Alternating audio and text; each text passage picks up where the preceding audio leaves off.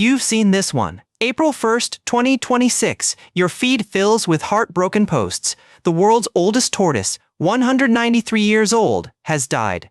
The BBC confirms it. The Daily Mail mourns him.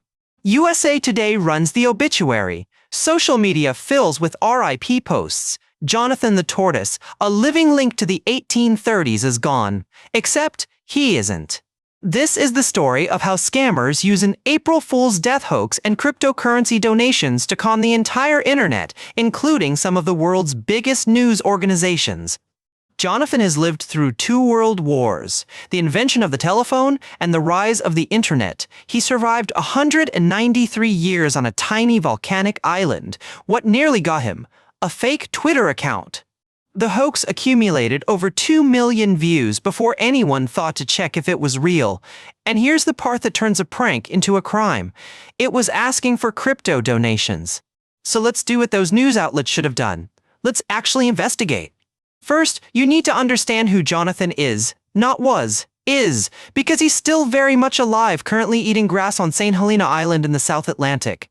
Jonathan arrived on Saint Helena in 1882. He was already about 50 years old then, a gift to the island's governor. That means he was likely hatched around 1832. To put that in perspective, when Jonathan was born, Charles Darwin was still figuring out evolution. Abraham Lincoln was a 23-year-old nobody in Illinois. He's lived at Plantation House, the official residence of Saint Helena's governor, for nearly 143 years. He's not just old, he's a certified celebrity. His birthday celebrations make international news. School children sent him cards. He has a dedicated veterinarian named Joe Hollins who's cared for him for years. That fame, that global emotional connection to a centuries-old animal, is exactly what made Jonathan the perfect target. On April 1st, 2026, an account on X, formerly Twitter, posted that Jonathan had passed away peacefully. The account claimed to be Joe Hollins, Jonathan's real veterinarian. The post was emotional, detailed, and believable. It described Jonathan's final moments. It thanked the community for their support. And then, buried at the bottom, it asked for cryptocurrency donations. Within hours, that single post had been viewed over 2 million times. People shared it with crying emojis. They tagged their friends. They opened their crypto wallets. And then the news outlets picked it up. The BBC, one of the most trusted news organizations on the planet, published a story confirming Jonathan's death. The Daily Mail ran with it. USA Today followed. Major publications that reach hundreds of millions of people, all reporting the death of a tortoise based on a single social media post. Here's the thing. None of them called Saint Helena. None of them contacted the actual government. Nobody thought to verify with the people who literally live with Jonathan.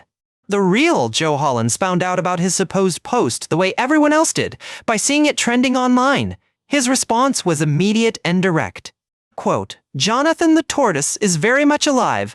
I believe on X the person purporting to be me is asking for crypto donations, so it's not even an April Fool joke. It's a con."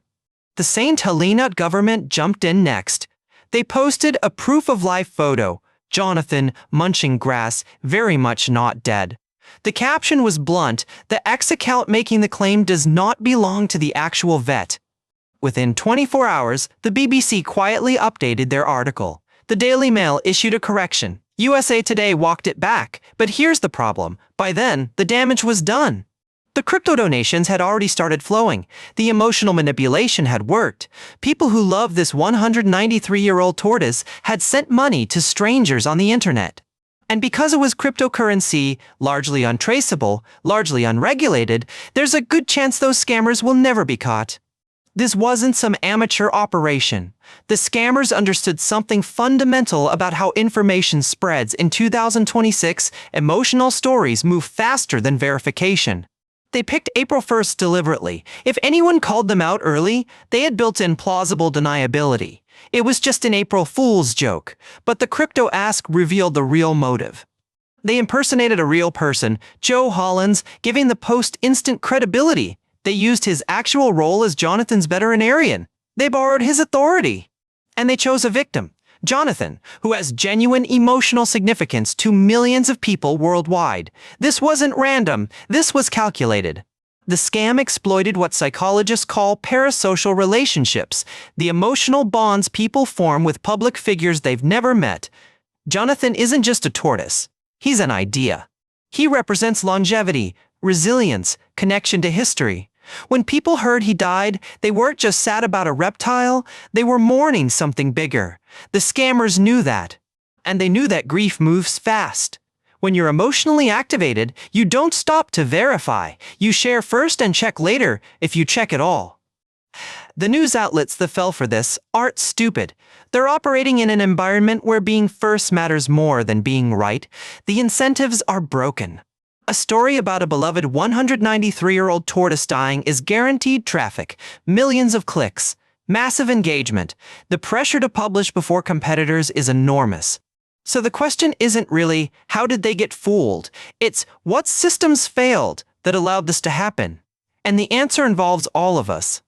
Platform verification failed. X didn't flag the impersonation account quickly enough. There was no obvious warning that this person claiming to be Joe Hollins wasn't Joe Hollins. Editorial verification failed. Major outlets published based on a single social media source without independent confirmation. The most basic journalism standard, 2 sources, was ignored. And reader verification failed. Millions of people shared a death announcement without wondering whether it might be fake, even though it was posted on April Fool's Day. This is how modern scams work. They don't need to fool everyone, they just need to move faster than the fact checkers. And on April 1st, 2026, they did. So, what can you actually do to avoid falling for scams like this? The good news is, the red flags were there. They're always there. You just have to know where to look. First, consider being extra skeptical of celebrity death announcements on April 1st. Scammers weaponize April Fool's Day specifically because it gives them cover. If it turns out to be fake, they can claim it was just a joke. If people fall for it and donate, well, that was the plan all along. Second, and this is important, any death announcement that includes a request for donations should trigger immediate suspicion, especially cryptocurrency donations. Think about it. When a real public figure dies, there's an official foundation, a verified GoFundMe, an established charity. There isn't a random crypto wallet address in the announcement. Third, verify through official sources. In Jonathan's case, the Saint Helena government has official channels. A 30-second search would have revealed the truth. If major news outlets are all citing the same single source, that's not confirmation. That's an echo chamber. Look for independent verification from people who would actually know. Here's an approach you might want to try. When you see emotional news on social media, especially about deaths, give it 24 hours before you share it.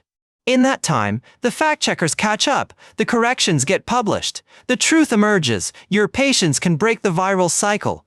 Fourth, it may help to check if the account making claims is actually verified and matches the person's known presence. Joe Hollins has given interviews, his face is public. The scammer's account had none of that history. Real people have digital footprints that go back years. Scam accounts are often newly created, have little engagement history, and lack the authentic messiness of a real person's online presence. And finally, this one's uncomfortable. Consider examining your own emotional state before you share something. Are you sad? Outraged? Feeling the urgent need to spread the word? That's exactly when you're most vulnerable to manipulation. Scammers don't target your logic, they target your heart. A moment of pause can save you from being part of the problem. If you found this kind of breakdown useful, consider subscribing. We investigate viral claims like this every week, helping more people spot scams before they spread. Jonathan, by the way, is doing just fine. He's blind and has lost his sense of smell, but at 193, that's pretty reasonable. He still knows when it's feeding time. He's been hand-fed by his caretakers for years now. Every morning, someone brings him bananas, cucumbers, and cabbage. He's living his best slow-motion life on Saint Helena. The scammers who impersonated his vet, they're probably planning their next con right now. They learned what works: emotional targets, cryptocurrency requests, viral timing. The media outlets that got fooled, they've updated their articles, but the original viral spread can't be undone. Millions saw the false story. Far fewer saw the correction. And the people who donated crypto, they're not getting that money back. Blockchain might be transparent, but recovering stolen crypto is nearly impossible. This scam worked because it exploited everything we know about how information spreads online. Emotional content moves faster than facts, authority can be faked, and people want to be first. The internet didn't invent the death hoax, but it perfected the delivery mechanism. Now a lie can circle the globe before the truth has time to log on. So the next time you see a beloved figure announced dead, human, animal, doesn't matter, take a breath, check the source, wait for confirmation. And remember what happened to Jonathan. The world's oldest tortoise didn't die on April 1st, 2026. But a lot of people's trust in what they read online, that might have. Jonathan has survived nearly 2 centuries. He's outlived empires, technologies, and countless human lifetimes. He'll probably outlive the scammers too. That's the real long game.